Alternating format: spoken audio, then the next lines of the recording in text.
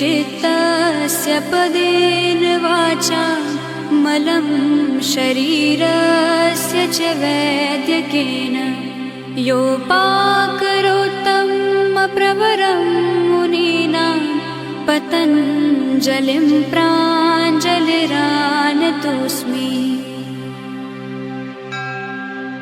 योगेन चित्तस्य पदेन वाचा मलं शरीरस्य च वैद्यकेन योपाकरोत्तम प्रवरं मुनीनां पतञ्जलिं प्राञ्जलिरानतोऽस्मि। योगेन चित्तस्य पदेन वाचा मलं शरीरस्य च वैद्यकेन योपाकरोत्तम प्रवरं मुनीनां पतञ्जलिं प्राञ्जलिरानतोऽस्मि।